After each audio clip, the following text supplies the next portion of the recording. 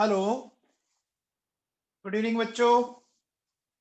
हमने heating effect पढ़ रहे थे, ठीक है ना। कल सल्फेट का मैं एक्सप्लेन कर रहा था आप लोगों के सामने बच्चों, ठीक है ना। तो चलिए बात को आगे बढ़ाते हैं बच्चों, ठीक है। देखो बेटा सुनो, मेरे पास है FeSO4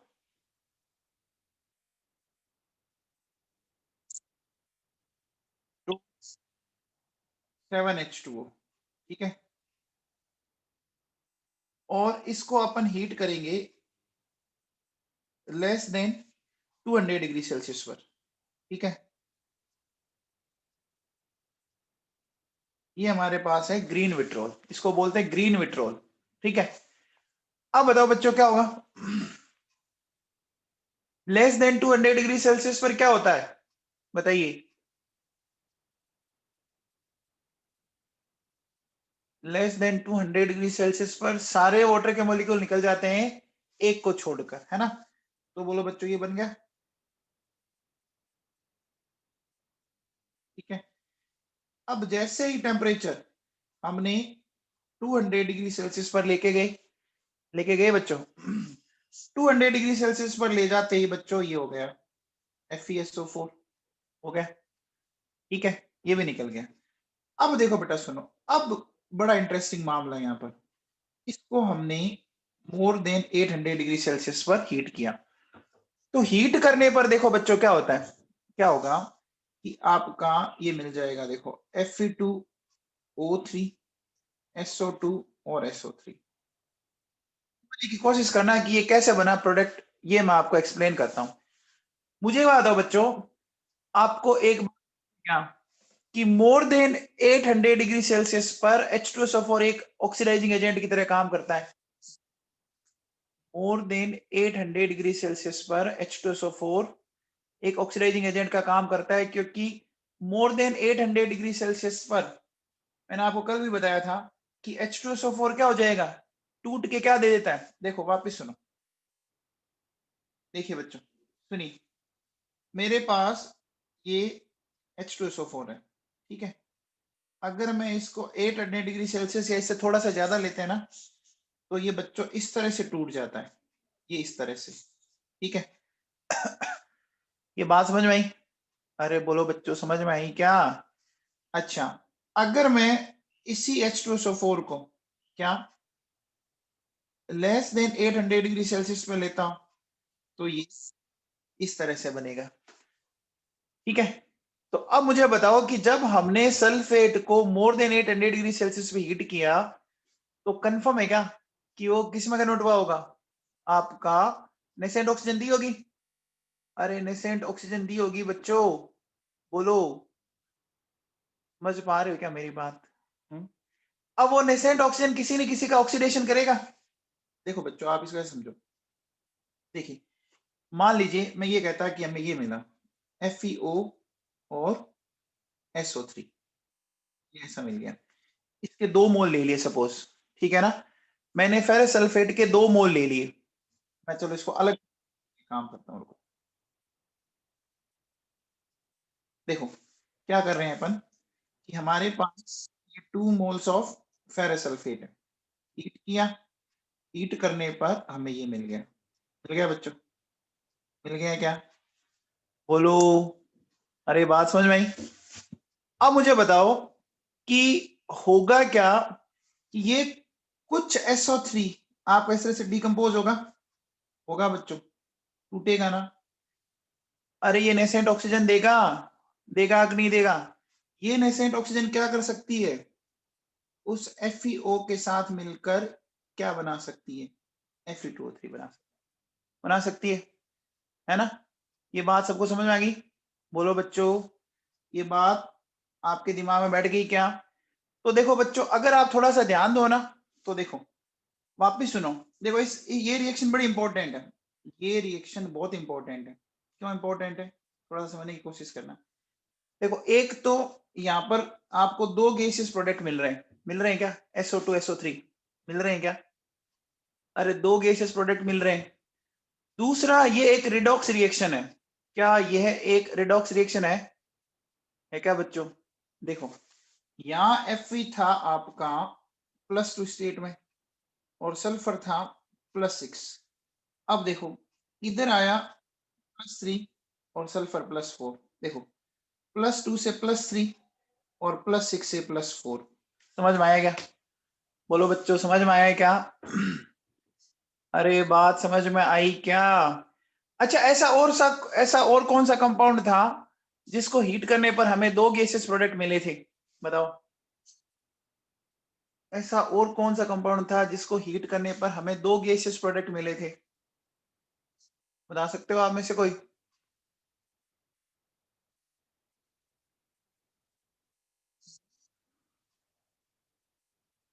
अरे ऑक्जेलिक एसिड था ना। ऑक्जेलिक एसिड को हीट करने पर हमें CO एंड CO2 मिला था। एक ही कंपाउंड के दो अलग अलग ऑक्साइड, कार्बन ऑक्साइड मिले थे, याद करो। अरे बना था ना बच्चों। ऑक्जेलिक एसिड याद है क्या? देखो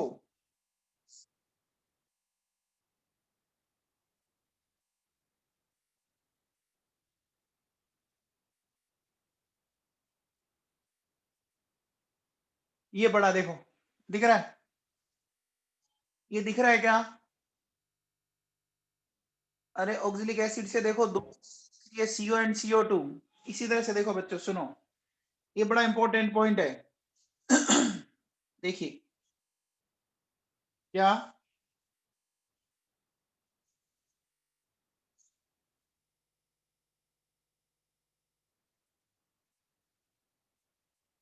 thermal decomposition, thermal decomposition of ferrous sulfate gives true gaseous oxide of sulfur, ठीक है, and it is a redox reaction। ठीक है बच्चों, ठीक है, ये कैसी रिएक्शन है? एक रिडॉक्स रिएक्शन है। अरे बोलो बच्चों, समझ में आया क्या? बोलो, समझ में आया? ठीक है। अच्छा, ये रिडॉक्स क्यों होगी, पता लगा क्या? कि भैया Fe+2 स्टेट में है तो Fe क्या हो सकता है? Fe ऑक्सीडाइज हो सकता है ना +2 से +3 में। अरे Fe ऑक्सीडाइज हो सकता है ना बच्चों +2 से +3 में, बोलो तो सही। हो सकता है ना? तो अगर Fe का ऑक्सीडेशन हुआ तो किसी न किसी का रिडक्शन होगा।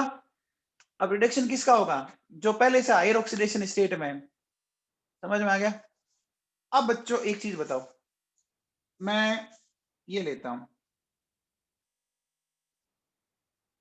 मैंने लिया बच्चों फेरिक सल्फेट, ठीक है। फेरिक सल्फेट का हमें क्या करना है? हीट करना है। तो मुझे एक बात बताओ बच्चों, इसको हीट करने पर क्या मिलेगा? एक बार बताओ, क्या यहाँ पर रिडॉक्स रिएक्शन पॉसिबल है क्या? क्या यहाँ पर रिडॉक्स रिएक्शन पॉसिबल है क्या? देखो बच्चों ध्यान दीजिए, Fe अपनी हाईएस्ट ऑक्सीडेट +3 में और सल्फर भी अपनी हाईएस्ट ऑक्सीडेट +6 में। तो इसके अलावा तो किसी का ऑक्सीडेशन हो ही नहीं सकता। अब मुझे बताओ, अगर किसी का ऑक्सीडेशन नहीं हो सकता तो मैं रिडक्शन किसका करूं फिर? बताओ। अरे बच्चों समझ में आ रहा है क्या? फेरिक सल्फेट में Fe कौन सी स्टेट में दिख रहा है क्या? +3। सल्फेट में सल्फर +6 में। हीट करने पर देखो मुझे क्या क्या मिला। मुझे मिला Fe2O3 और SO3। मिला कि नहीं मिला? बोलो बच्चों, ठीक है ना? तो एक बात बताओ, ये जो रिएक्शन है ना वो नॉन रिडॉक्स रिएक्शन है?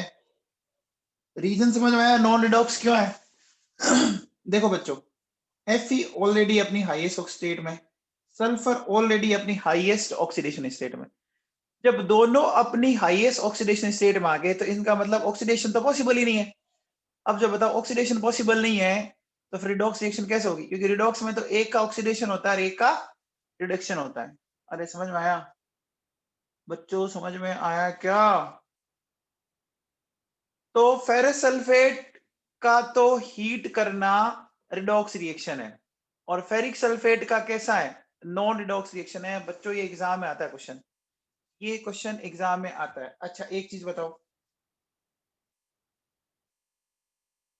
ये फेरस सल्फेट है बच्चों, ठीक है, और ये फेरिक सल्फेट है। इसको हीट करने के लिए टेम्परेचर चाहिए T1, इसको चाहिए T2, ठीक है। ये बच्चों मेरे पास,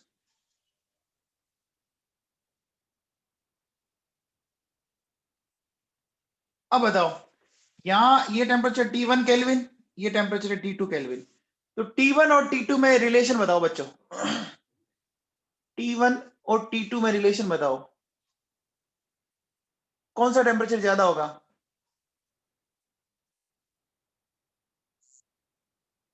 बताओ भाई, कौन सा टेम्परेचर ज्यादा होगा और क्यों होगा? Very good Siddharth, Bhaskar.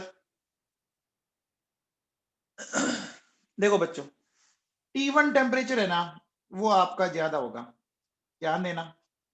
देखो Fe+2 और Fe+3, ठीक है। तो आप मुझे एक बार बताओ कि अगर मैं आपसे बोलूं कि आयोनिक कैरेक्टर की बात करें, है ना, आपको पता होगा आयोनिक कैरेक्टर किस में ज्यादा होगा? फेरस सल्फेट और फेरिक सल्फेट में से, कंफर्म है ना? फेरस सल्फेट में ज्यादा होंगे ना? अरे याद करो, फजांस रूल से आपने पढ़ा होगा ना, फजांस रूल पढ़ा था क्या किसी जमाने में आप लोगों ने? पढ़ा था बच्चों, याद है? तो जितना ज्यादा आपका केटाइन पर चार्ज आ जाता है, केटाइन पे चार्ज जितना ज्यादा, उसमें कोवलेंट कैरेक्टर डेवलप हो गए। कोवलेंट बॉन्ड को तोड़ना थोड़ा सा इजी होता है ना बच्चों? कोवलेंट बॉन्ड को तोड़ना इजी होता है ना?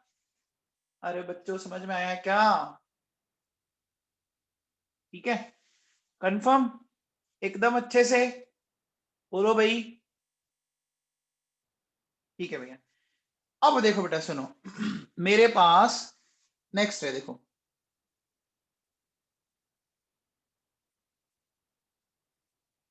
Na2SO4.10H2, इसको हीट किया मैंने, ठीक है।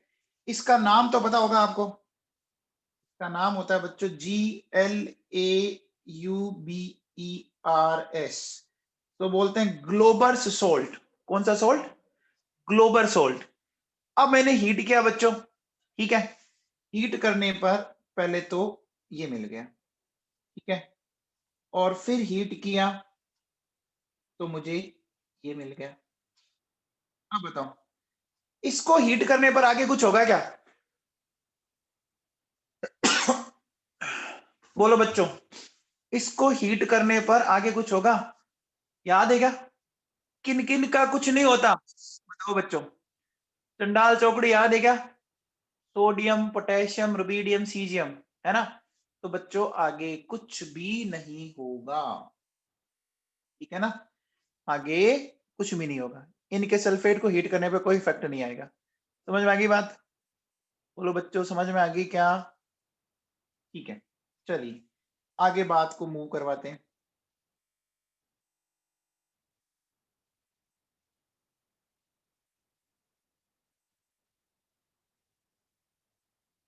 इसको बोलते हैं बच्चों जिप्सम, बोलते हैं। इसको हीट किया मैंने लगभग लगभग 120 डिग्री सेल्सियस में, है ना? मैं टेम्परेचर इस बार कम रख रहा हूं, ध्यान रख लेना, मैंने टेम्परेचर कम लिया है। तो देखो बच्चों, इसके ये 2 मोल है, 2 मोल में से क्या होगा, टोटल 4 वाटर के मॉलिक्यूल हो गए। तो यहां से देखो बेटा 3 वाटर के मॉलिक्यूल निकल गए, और आपको ये मिला, देखो 2CSO4.H2O, या आप इसको ऐसा लिख सकते हो, देखो बेटा CSO4.12H2O, ठीक है ना? ये जो है ना बच्चों, इसको क्या बोलते हैं जानते हो क्या? CSO4.12H2O को, या 2CSO4, इसको बोलते हैं POP, है ना? इसको बोलते हैं ना बच्चों, इसको बोलते हैं, देखो कैल्शियम सल्फेट हेमीहाइड्रेट, है ना? हेमी का मतलब याद है क्या? हेमी वर्ड कब लगाते हैं? जब हाफ हो। हेमी वर्ड कब लगाते हैं? जब हाफ हो। और इसी का दूसरा नाम होता है POP, प्लास्टर ऑफ पेरिस, इसी का दूसरा नाम क्या होता है बच्चों? पीओपी, प्लास्टर ऑफ पेरिस, है ना? ठीक है। अब देखो बेटा सुनो, अगर मैंने इसको 200 डिग्री सेल्सियस से ज्यादा पे हीट कर दिया तो क्या हो जाएगा? ये भी वाटर का मॉलिक्यूल निकल जाएगा, निकल जाएगा। आगे बात उसमें। और अब ये क्या हो गया? ये जो पीओपी है अब वो किसी काम का नहीं है। अब ये पीओपी अब किसी का काम नहीं है, क्योंकि ये क्या हो गया? जैसे डेड बॉडी होती है ना, वैसे ये डेड पीओपी है। ठीक है ना? ठीक है, समझ में आ गया? अब देखो बेटा, अगर मैं इसको और आगे हीट करूं, ठीक है, तो क्या ये टूटेगा कि नहीं टूटेगा? बोलो बच्चों, क्या कैल्शियम का सल्फेट ब्रेक होगा? अरे चंडाल चौकड़ी में थोड़ी रहता है ये बच्चों, कैल्शियम का सल्फेट चंडाल चौकड़ी में थोड़ी रहता है, तो टूट जाएगा ना। कैसे? देखो बच्चों, calcium oxide, SO2 and oxygen. हो गया बच्चों? अरे समझ में आ गया? आ गया। अच्छा, अब देखो बेटा सुनो, मेरे पास ये था calcium sulphate dot half H2, ठीक है, ये पीओपी है बच्चों। ठीक है, इसमें अगर अपन ने वापस वाटर ऐड कर दिया, तो वापस वाटर ऐड करते ही ये इस तरह से कन्वर्ट हो गया, जिप्सम हो गया क्या? ठीक है, इस प्रोसेस को क्या बोलते हैं जानते हो क्या? इस रिएक्शन को क्या बोलते हैं बच्चों, बताओ? इसको बोलते हैं बच्चों, आपने घर पे कभी पीओपी चढ़ाते देखा होगा? पीओपी घर पे बनाते हैं, पीओपी घर पे की जाती है, तो वो हार्ड मास में कन्वर्ट हो जाता है ना? तो इस रिएक्शन को बोलते हैं बच्चों, देखो क्या, इस रिएक्शन को बोला जाता है सेटिंग ऑफ पीओपी। पीओपी एक तरह से क्या हो गई, आपकी जम गई, सेटिंग हो गई उसकी। यानी ये क्या होता है बच्चों, ये हार्ड मास में कन्वर्ट हो गया। किस में कन्वर्ट हो गया? हार्ड मास में कन्वर्ट हो चुका, हार्डनिंग हो गई। देखा होगा ना बच्चों, आपके घर में अगर पीओपी की हुई है, तो जब वो उसको किसी कंटेनर में रखता है तब तो वो क्या होता है, हार्ड नहीं होता है, पानी डाल के उसको करता है। आपने देखा होगा बच्चों, कभी भी पीओपी एक साथ बहुत सारी नहीं मिलाई जाती है, देखा है क्या आपने कभी? अरे बोलो बच्चों, जैसे आपने देखा होगा सीमेंट और जो होता है वो तो अपन बहुत सारा एक साथ बना सकते हैं, बोलते हैं ना, जो कंक्रीट और मिलाते हैं बजरी, और वो तो अपन एक साथ बहुत सारा मिला सकते हैं, क्योंकि उसका सेटिंग जल्दी नहीं होता। इसमें देखा होगा कि थोड़ा थोड़ा लेना पड़ता है, क्योंकि एक साथ ले लिया तो हो सकता है कि बहुत सारा वो हार्ड मास में कन्वर्ट हो जाए तो वो खराब हो सकती है। अरे देखा होगा ना कभी बच्चों, है ना? तो अब देखो बच्चों सुनो, अगर अपन क्या करें, है ना, देखिए, बाय एडिशन ऑफ NaCl, ठीक है,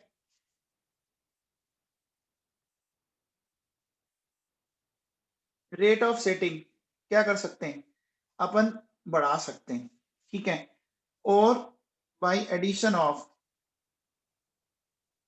बोरेक्स या एलम, ठीक है, रेट ऑफ सेटिंग घटा सकते हैं, है ना?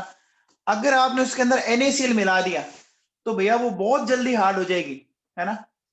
NaCl अगर आप उसे मिला देते हो तो रेट ऑफ सेटिंग को बढ़ा देता है, और जल्दी जल्दी वो हार्ड मास में कन्वर्ट हो जाएगा। और अगर आपने उसमें बोरेक्स या एलम मिला दिया तो वो रेट ऑफ सेटिंग को घटा देगा। तो बच्चों एक तो हो गया पॉजिटिव कैटलिस्ट और एक हो गया नेगेटिव कैटलिस्ट। समझ में आया क्या? अरे जो रेट ऑफ रिएक्शन को बढ़ा रहा है वो तो पॉजिटिव कैटलिस्ट, और जो घटा रहा है वो क्या हो गया, नेगेटिव कैटलिस्ट। समझ में आ गया बच्चों? अरे बोलो बच्चों, समझ में आ गया क्या? ठीक है, चलिए अब देखो बच्चों सुनो, एक मैं और लेता हूं,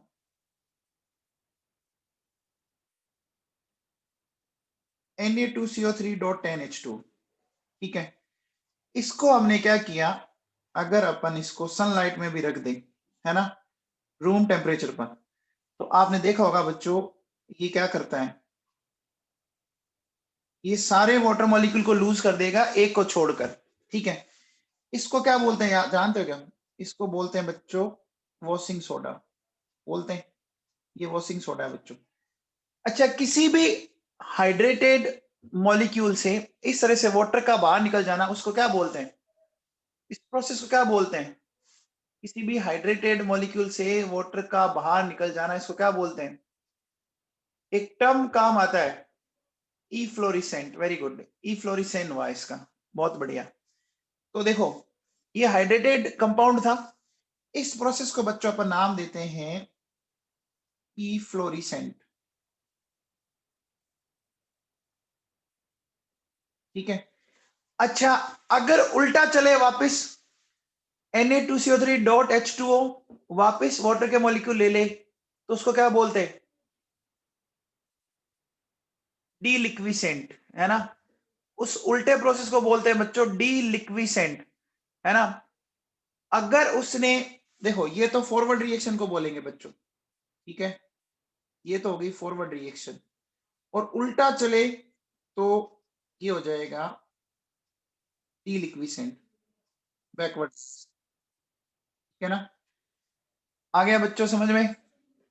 तो वॉशिंग सोडा को अगर आप रूम टेम्परेचर पे रखते हो ना, तो वो ई फ्लोरिसेंट प्रॉपर्टी दिखा देता है, ई फ्लोरिसेंट प्रॉपर्टी। ई फ्लोरिसेंट का मतलब समझ गया? ई फ्लोरिसेंट का मतलब हो गया रिलीज ऑफ H2O मॉलिक्यूल, ठीक है, और डीलिक्विसेंट का मतलब हो गया गेन ऑफ H2O मॉलिक्यूल। ठीक है। अब देखो बच्चों सुनो, इसको अपन बोलते हैं नेट्रॉन, ठीक है, इसको और हीट किया मैंने, हीट करने पर ये कन्वर्ट हो जाएगा Na2CO3 के अंदर। ये होता है बच्चों सोडा, ये सोडा एस होता है, ठीक है ना, ये सोडा एस बोला जाता है, ठीक है। इसको अगर बच्चों मैं और आगे हीट करूं तो कुछ होगा क्या? बताओ। देखो बच्चों सोडियम चंडाल चौकड़ी में आ गया है, कुछ नहीं होगा, नहीं होगा ना बच्चों? आ गया मामला समझे? अब मुझे बताओ बच्चों, क्या आप एक पर्ल एस के बारे में जानते हो? पर्ल एस,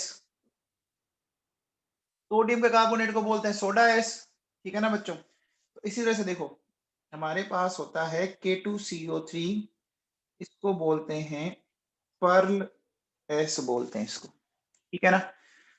तो बच्चों मेरे हिसाब से अपन ने जितनी भी आपकी इनऑर्गेनिक केमिस्ट्री में आपकी जो ये रिएक्शन आएगी, कौन सी वाली? थर्मल डिकम्पोजिशन की, हीटिंग इफेक्ट, तो मैंने आपको सारा कवर अप करवा दिया। आई थिंक कुछ छूटा तो नहीं होगा, और अगर छूट भी गया होगा तो लेटर ऑन देख लेंगे, वैसे तो छूटा नहीं होगा मेरे हिसाब से। तो बच्चों हो गया ये अपना हीटिंग इफेक्ट वाला पार्ट तो हो गया। अब अपन आगे चलते हैं बच्चों, ठीक है ना? तो आगे मैं आपको पहले पढ़ाऊंगा एनहाइड्राइड ऑफ ऑक्सी एसिड्स, ठीक है ना? तो अपन हेडिंग डालते हैं बच्चों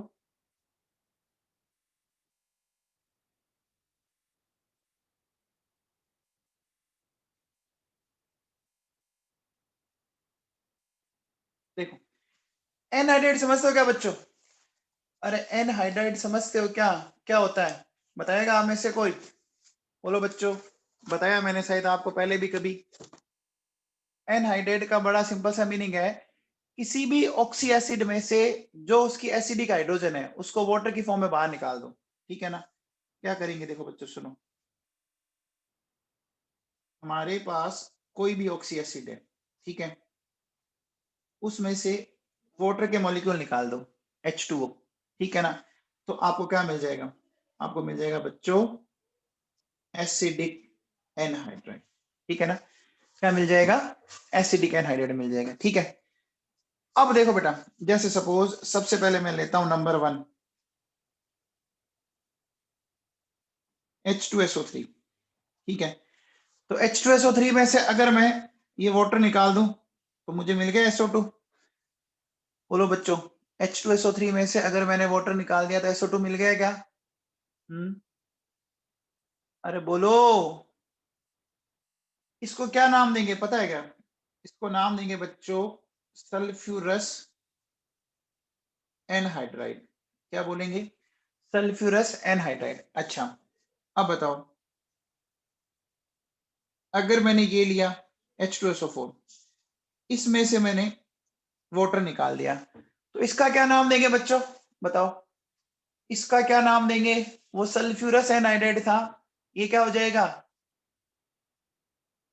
सल्फ्यूरिक एनहाइड्राइड हो जाएगा बच्चों।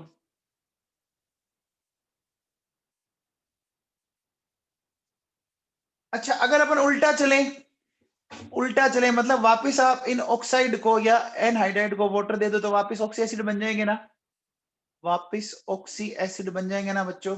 अब बताओ, क्या मैं कह सकता हूं कि भैया जो CO2 है, CO2 जो है वो एक एनहाइड्राइड है क्या? बोलो, क्या मैं इसको कार्बोनिक एनहाइड्राइड बोल सकता हूं क्या? CO2 को कार्बोनिक एनहाइड्राइड बोल सकता हूं? बोल सकते हैं बच्चों आराम से। अब देखो बच्चों सुनो, मेरे पास है H2CrO4। बताओ बच्चों, H2CrO4 का एनहाइड्राइड बताओ जल्दी से,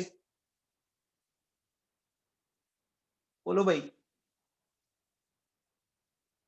CrO3, और क्या, ये मिल गया। तो मैं इसको बोल सकता हूं क्रोमिक एनहाइड्राइड। ये क्रोमिक एसिड है, क्रोमिक एसिड के एनहाइड्राइड को बोल सकते हैं क्रोमिक एनहाइड्राइड। अब देखो बच्चों सुनो, बताओ HNO2 का एनहाइड्राइड बनाना। एक बार बताओ, HNO2 में एक ही हाइड्रोजन है ना बच्चों? HNO2 में एक ही हाइड्रोजन है, तो वाटर बनेगा नहीं पूरा, तो क्या करना चाहिए?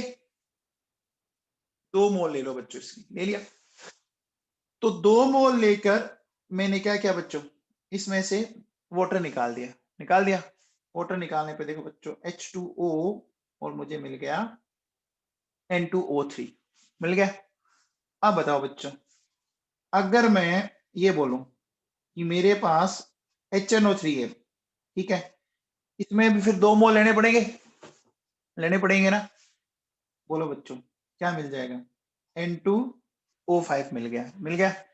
इस तरह से बताओ बच्चों, अगर मैं कहता हूं कि मेरे पास है HClO4, ठीक है, तो HClO4 को 2 मोल लेने पड़ेंगे, Cl2O7 प्लस वाटर।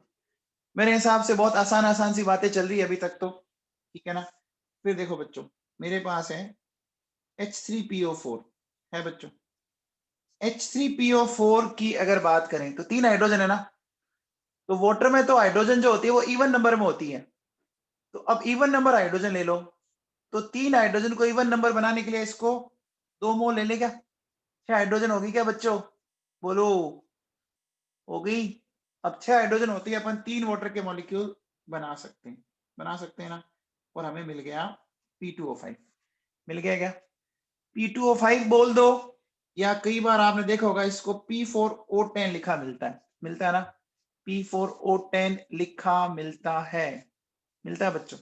अब मुझे एक बात बताओ, देखो बच्चों सुनना ढंग से, मैं अगर बोलूं कि देखिए HNO2 और HNO3, ठीक है, इन दोनों को मिलाने से एक एनहाइड्राइड बना सकते हैं क्या? HNO2 और HNO3 को मिलाने से बताओ क्या बना? देखो बेटा, क्या मिल जाएगा? मिल जाएगा N2O4, और इसको अपन बोलते हैं बच्चों मिक्स्ड एनहाइड्राइड, बोल सकते हैं क्या?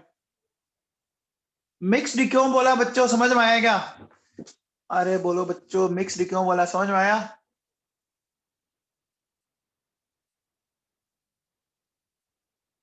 देखो बच्चों, हमने क्या किया, 2 अलग अलग एसिड कहां में लिए है ना, 2 अलग अलग एसिड कहां में लिए है ना, एक HNO2 एक HNO3, एक नाइट्रस एसिड एक नाइट्रिक एसिड है। अब बताओ बच्चों, अगर मैं ये करता हूं HClO3 एंड HClO4, अब बताओ बच्चों, इसमें से वाटर का मॉलिक्यूल निकाल दो, क्या बनेगा बताओ बच्चों? Cl2O6 मिल गया, मिल गया बच्चों। तो ये भी क्या है? ये भी बच्चों मिक्स्ड एनहाइड्राइड है।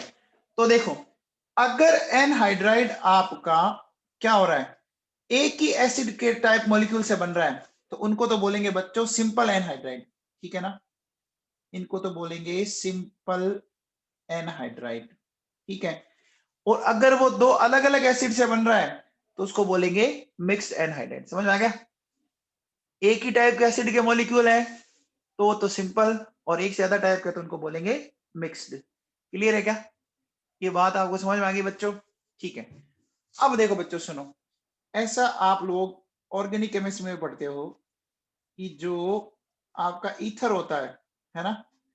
आप ऐसा बोलते हो क्या बच्चों, ये ईथर में से क्या सॉरी एल्कोहल में से मैंने ये एसिडिक हाइड्रोजन निकाल दी, एक्टिव हाइड्रोजन। देखो बच्चों ऐसा बनाया मैंने, तो अपन क्या कहते हैं, ईथर इज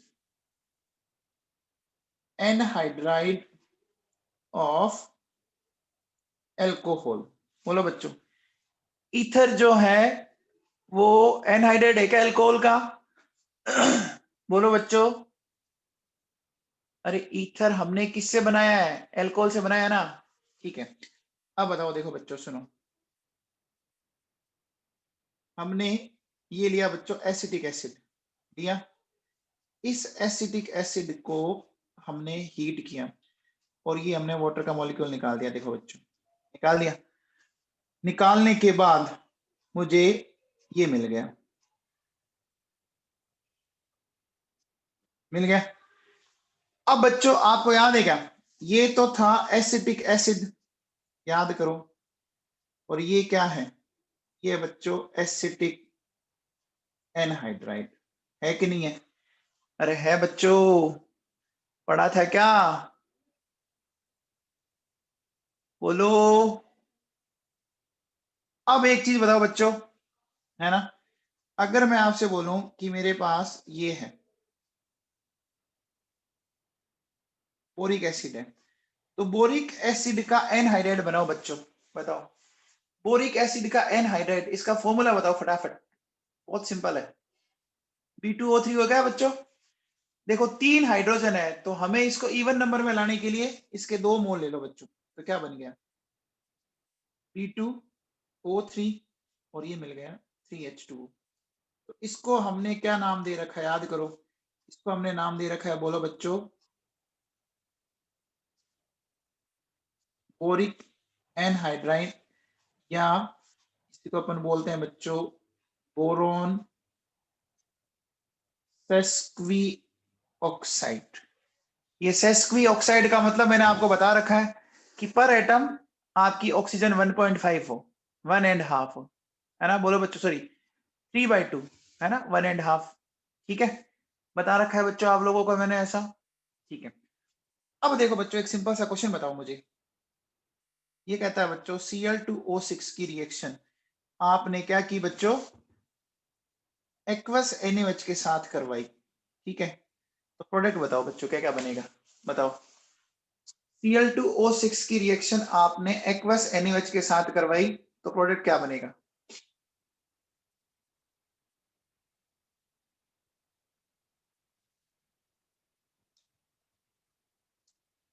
देखो बच्चों सुनो, एक्वस का मतलब वहां पर वाटर है, तो Cl2O6 ने पहले वाटर से रिएक्ट किया, याद करो, क्या ये मिल जाएगा क्या, HClO3 और HClO4 मिल जाएगा बच्चों। Cl2O6 ने वाटर से रिएक्ट करके HClO3, क्योंकि अभी थोड़ी देर पहले बोला था क्या कि ये एक मिक्स्ड एनहाइड्राइड है, उल्टा चलोगे तो वापिस ही आ जाएगा। अब ये दो एसिड बन गए बच्चों, बन गए, ये दोनों एसिड क्या करेंगे, NaOH के साथ रिएक्शन क्या बना देंगे, NaClO3 और NaClO4। बोलो बच्चों क्या समझ में आया, क्या ये समझ में आया बच्चों, बोलो, सिंपल है, आ गया है क्या, ठीक है। अब देखो बच्चों ये बताओ, अगर आपसे कोई ये कहता कि भैया Cl2O7 है, इसको एक्वस NaOH से रिएक्ट करवाओ, क्या बनेगा, बताओ बच्चों।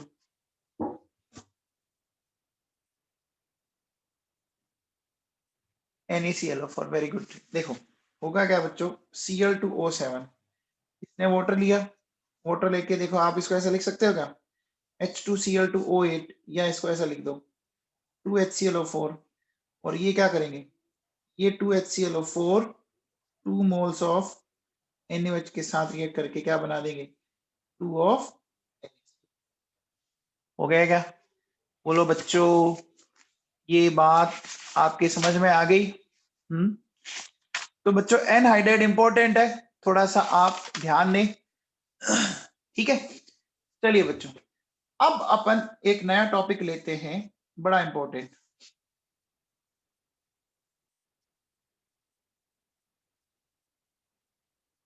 हाइड्रोलिसिस रिएक्शन, ठीक है ना।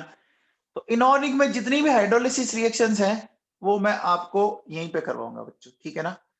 मोस्ट ऑफ जितनी भी हाइड्रोलिसिस रिएक्शन है वो अपन यही करेंगे। तो सबसे पहले लेते हैं बच्चों अपन नंबर 1, देखो क्या,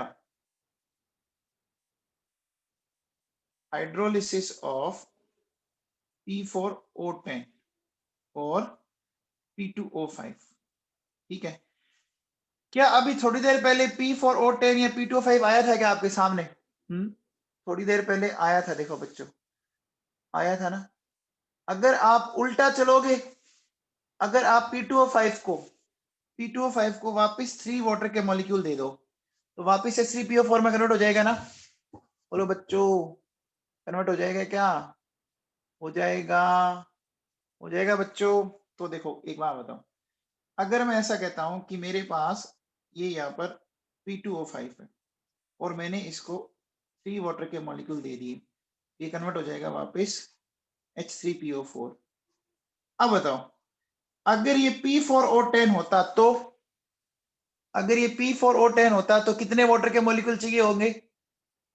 जस्ट डबल किया है ना। देखो बच्चों ये डबल हुआ है, इसका भी डबल करना पड़ेगा हमें। डबल किया, डबल करते देखो यहाँ हो गया 4 मोल्स ऑफ H3PO। सबको समझ में आया? इतना सबको समझ में आया क्या? अब देखो बच्चों ये रिएक्शन हुई कैसे, थोड़ा सा मैं आपको समझाने की कोशिश करता हूँ, थोड़ा ध्यान देना आप लोग इस पर, है ना।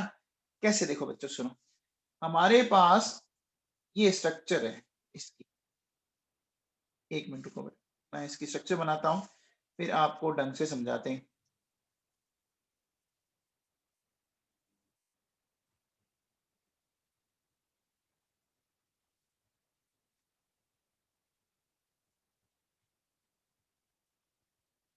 ये देखो बच्चों, अब मैं इसकी स्ट्रक्चर को बना रहा हूं।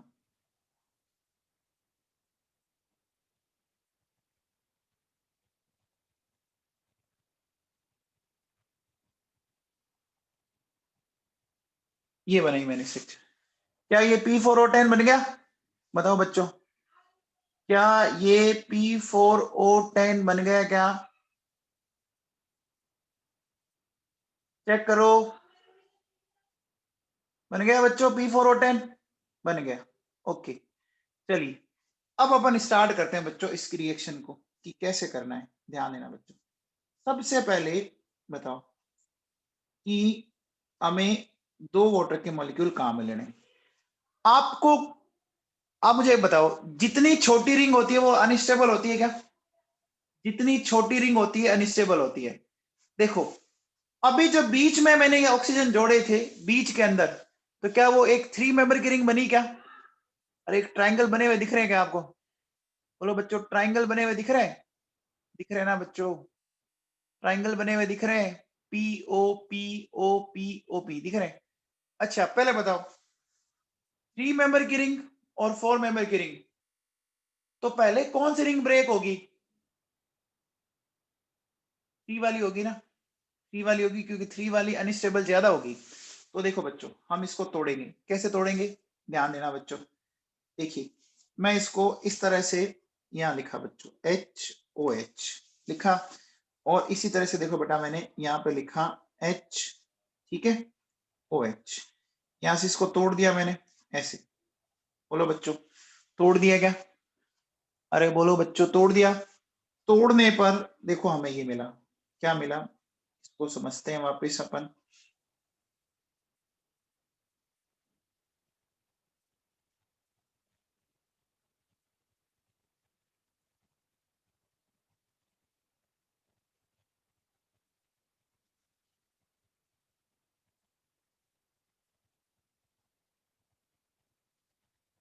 अब बच्चों बताओ, ये बीच वाली रिंग तो ब्रेक होगी और हर फॉस्फोरस पर एक OH ग्रुप आ गया क्या? आ गया बच्चों? बोलो, आ गया क्या? मुझे एक बात बताओ बच्चों, ये जो स्ट्रक्चर बनी है ये क्या है? इस स्ट्रक्चर को आप आइडेंटिफाई कर सकते हो क्या? ये क्या है बच्चों बताओ? ये जो अब मैंने स्ट्रक्चर बनाई है ये स्ट्रक्चर क्या है, कौन बताएगा आप में से?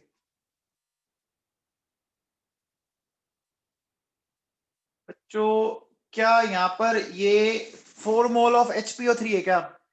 इसमें 4 मोल्स ऑफ HPO3 दिख रहे हैं क्या आपको?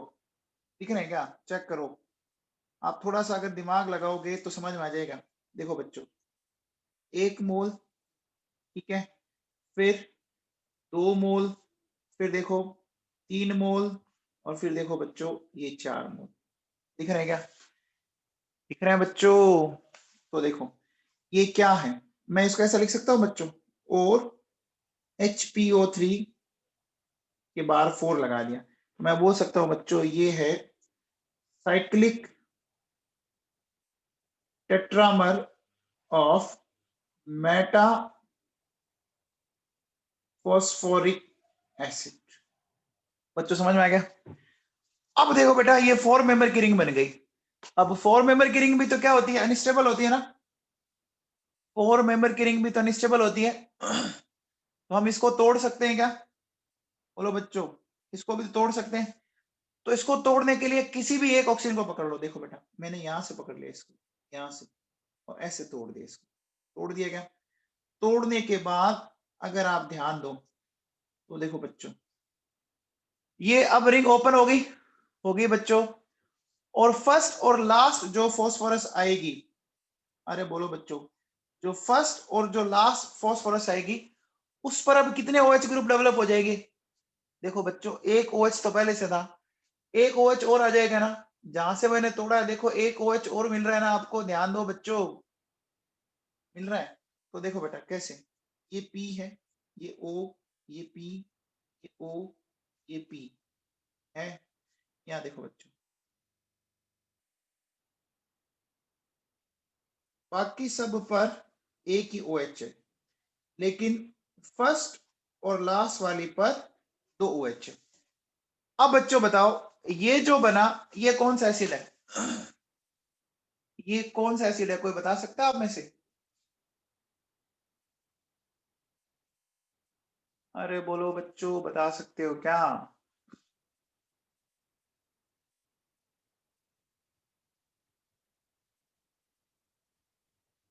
बच्चों ये है टेट्रामर ऑफ फॉस्फोरिक एसिड। ये क्या है? ये है बच्चों टेट्रामर ऑफ फॉस्फोरिक एसिड, ठीक है ना। अब ये फॉस्फोरिक एसिड क्यों है, अभी अपन फर्दर इसका हाइड्रोलिसिस करेंगे, आपको बात एकदम अच्छे से दिमाग में बैठ जाएगी, ठीक है ना। अब देखो बच्चों, इसका फिर हमने क्या किया, आगे हाइड्रोलिसिस किया। यहां से तोड़ दो बच्चों, यहां से देखो, तोड़ दिया, तो एक वाटर का मॉलिक्यूल मैंने फिर काम में लिया, ठीक है। तो एक वाटर का मॉलिक्यूल काम में लेने पर अब देखो बच्चों, मुझे ये मिला, ये मिल गया।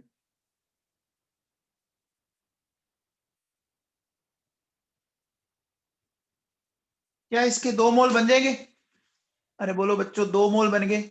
इसका तो नाम बता दो, है ना। इसका नाम बताओ बच्चों, ये कौन सा है? ये कौन सा बच्चों, बताओ।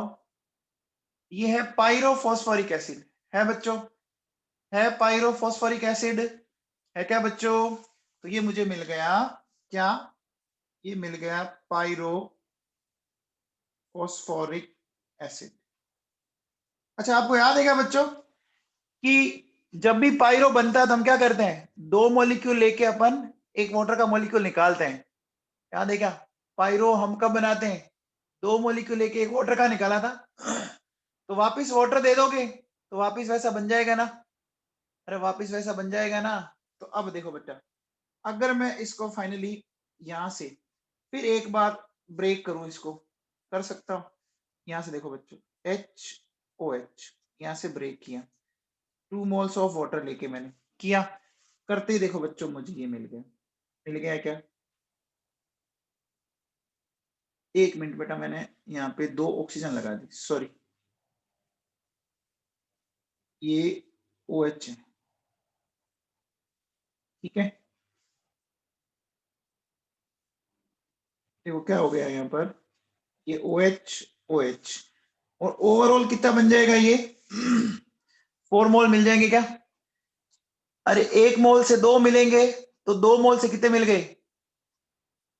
1 मोल पायरोफॉस्फोरिक एसिड से 2 मोल मिलेंगे, 2 से 4 मिल जाएंगे, मिल जाएंगे क्या बच्चों? मिल गए। तो ये फाइनली क्या मिल गया बच्चों? देखो ये मिल गया फॉस्फोरिक एसिड, मिल गया। तो बच्चों अब एक बात बताओ, टोटल कितने वाटर के मॉलिक्यूल काम आए चेक करो, क्या 6 आए क्या? देखो यहाँ काउंट करो, 2 2, फिर यहाँ पे 1 3 3 के बाद यहाँ पे 1 4 4 के बाद यहाँ पे 2, कितने हो गए? 6 हो गए कि नहीं हो गए? अरे बोलो बच्चों, क्लियर है क्या? है? बोलो, ये बात समझ में आ गई? अच्छा ये समझ में आ गया बच्चों, टेट्रामर ऑफ फॉस्फोरिक एसिड। देखो अगर आप, जैसे ये फॉस्फोरिक एसिड है बच्चों, है ना, ये आपके पास फॉस्फोरिक एसिड के 4 मोल ले लो आप, ठीक है, और उनको इस तरह से अरेंज कर लो। कर लिया?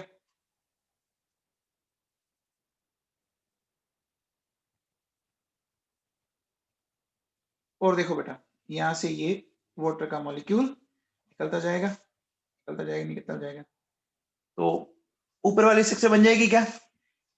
इसको करने पर क्या ये वाली स्ट्रक्चर बन जाएगी क्या? बोलो बच्चों, बन जाएगी?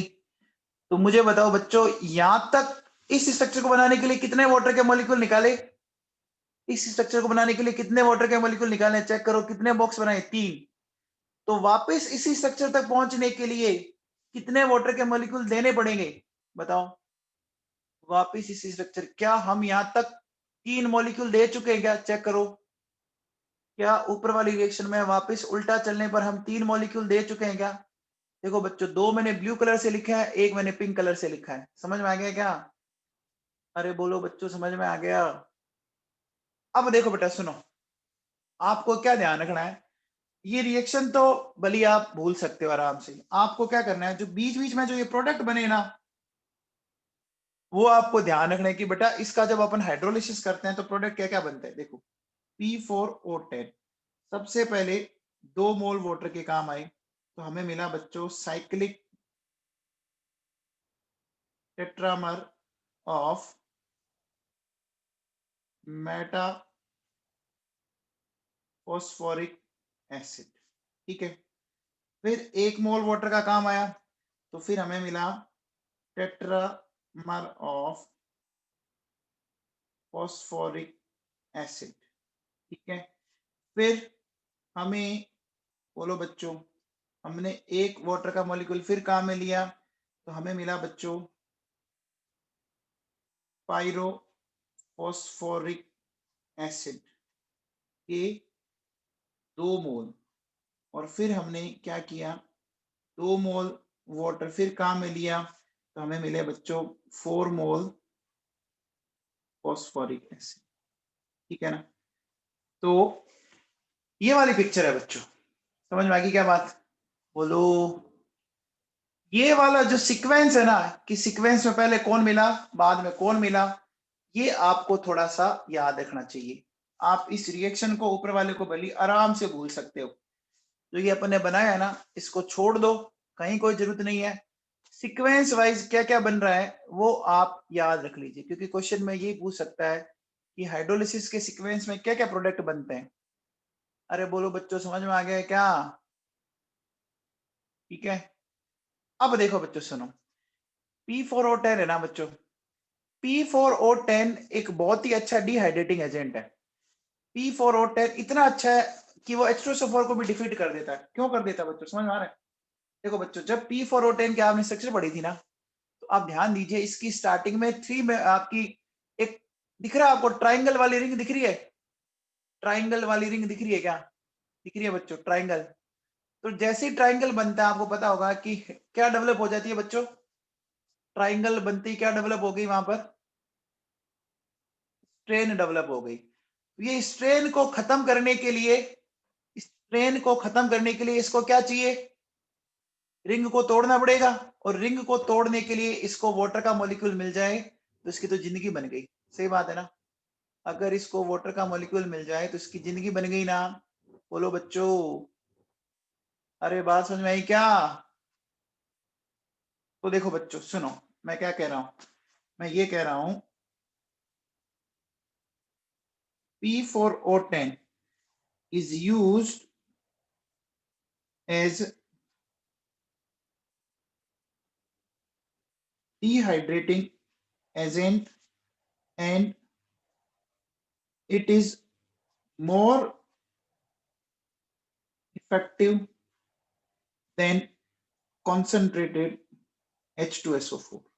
ठीक है बच्चों, ये कॉन्सेंट्रेटेड H2SO4 से भी तगड़ा पड़ता है बच्चों, कॉन्सेंट्रेटेड H2SO4 से भी तगड़ा पड़ता है। तो देखो बच्चों, जैसे क्या मैं अगर ऐसा बोलूं कि P4O10 को मैं 2 वाटर के मॉलिक्यूल दे दूं तो क्या वो 4 मोल्स ऑफ मेटाफॉस्फोरिक एसिड में कन्वर्ट हुए थे क्या? अरे P4O10 को 2 मोल्स ऑफ वाटर देने पे देखो हमने ये बनाया था क्या, 4 मोल्स ऑफ मेटाफॉस्फोरिक एसिड। देखो अच्छा, अब बताओ अगर मैं इसको हाफ कर दूं P2O5 और इसको एक ही वाटर का मॉलिक्यूल देता हूं, जस्ट हाफ किया, तो हाफ किया तो एक ही मॉलिक्यूल काम आएगा। तो बताओ मेटाफॉस्फोरिक एसिड के कितने मोल बनेंगे? मेटाफॉस्फोरिक एसिड के 2 मोल बन जाएंगे बच्चों। ये मिल गया बच्चों, मिल गया पक्का। अब देखो बेटा सुनो, मेरे पास एक सिंपल सा क्वेश्चन है, क्या मेरे पास ये HNO3 है, ठीक है, ये HNO3 है, इस HNO3 को हमने रिएक्ट करवाया बच्चों P2O5 के साथ, ठीक है। ये रिएक्शन अगर आपको याद हो तो पी ब्लॉक में दे रखी है, आपके सिलेबस में ऑक्साइड है ना बच्चों, ऑक्साइड देखे होंगे आप लोगों ने, नाइट्रोजन के ऑक्साइड की एक टेबल बनी हुई अच्छी वाली। तो बच्चों बताओ प्रोडक्ट में क्या क्या बन जाएगा, फटाफट बता दो, प्रोडक्ट में क्या क्या बन जाएगा?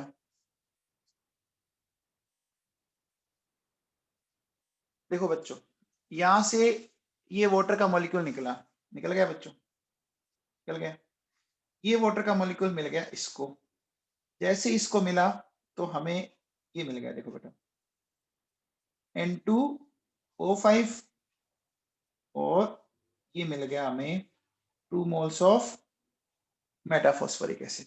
क्लियर है क्या? बोलो बच्चों 2 moles of metaphosphoric acid. Clear है बच्चों? अब एक चीज बताओ बच्चों, देखो एक IIT जेईई में क्वेश्चन आया हुआ है, मुझे ये बताओ बच्चों, HNO3 ठीक है, इसको आपने ट्रीट किया P4O10 के साथ, ए मिला आपको, उसकी सॉलिड स्टेट, ठीक है, सॉलिड स्टेट को ट्रीट करना है आपको सोडियम के साथ, तो आपको बी और सी मिला। बताओ बच्चों क्या क्या प्रोडक्ट बने, जल्दी से बता दीजिए आप, बताओ बच्चों।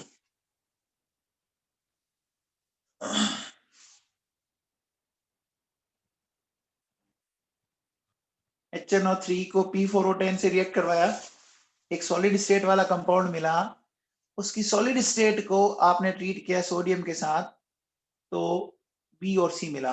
क्या क्या प्रोडक्ट बने?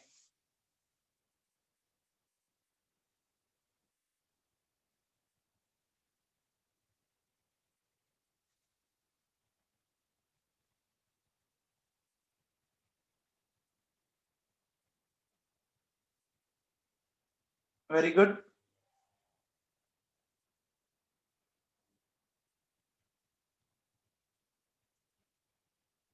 देखो बच्चों पहले स्टेप में तो समझ में आ गया होगा ना कि पहले स्टेप में क्या मिला, बताओ ए क्या मिला, ये तो रिएक्शन आपने अभी ऊपर लिखी है ना, अरे ए क्या बन जाएगा बोलो बच्चों,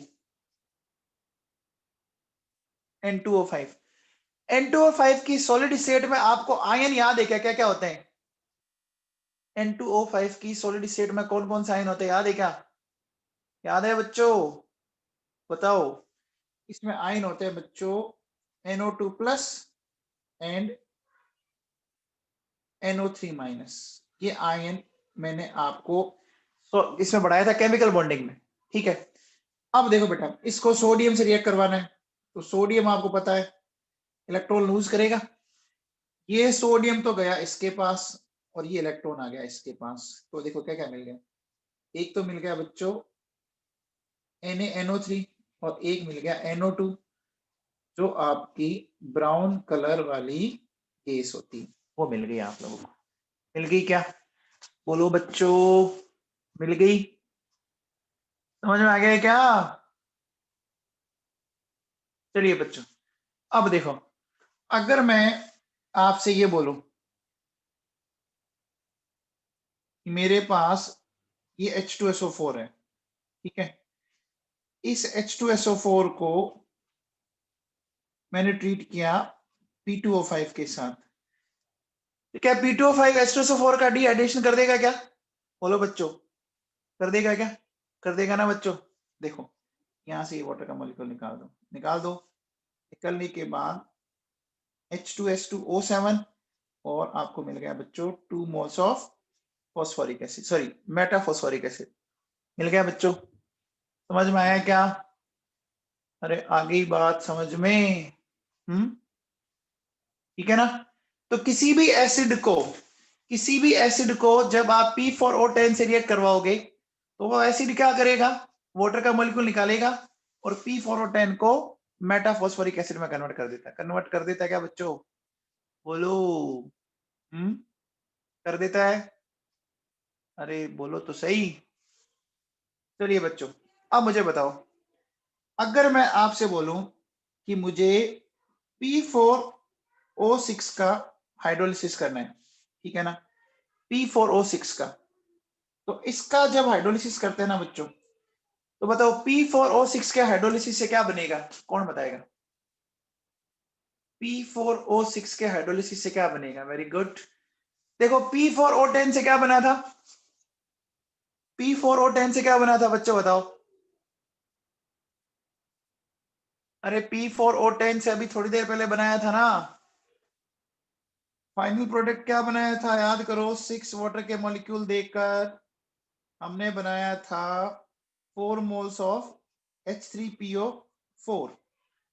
अब देखो बेटा, ऊपर 10 ऑक्सीजन है, नीचे 6 ऑक्सीजन है, कितने का डिफरेंस आ गया? बोलो बच्चों, कितने का डिफरेंस आ गया? 4, यानी 4 ऑक्सीजन कम हो गई पर मॉलिक्यूल। अपन बोल सकते हैं पर मॉलिक्यूल 4 ऑक्सीजन कम होगी। तो अब मुझे एक बात बताओ बच्चों, जो एसिड बनेगा उसके 4 मोल बन रहे हैं ना? और एसिड के 4 मोल बन रहे हैं, तो मैं कह सकता हूं कि पर एसिड 1 ऑक्सीजन कम कर दूं क्या? अरे बोलो बच्चों, पर एसिड 1 ऑक्सीजन कम कर दूं क्या? बोलो तो सही। ये बन जाएगा क्या बच्चों? 4 मोल्स ऑफ H3PO3 मिल जाएगा क्या? अरे बच्चों देखो ना, इधर P4O10 में 10 ऑक्सीजन है, P4O6 में 6 है, 4 का डिफरेंस आ गया, तो उस 4 को कम कर लो ना। हर मॉलिक्यूल, एसिड के मॉलिक्यूल में 1-1 ऑक्सीजन कम कर दो, आपका मामला सेट हो गया। हो गया क्या? अरे बोलो बच्चों, समझ में आ गया? एक में बना फॉस्फोरिक एसिड, एक में बन गया फॉस्फोरस एसिड। ठीक है, चलो बाकी बच्चों अपन नेक्स्ट टर्न पे लेते हैं, ठीक है।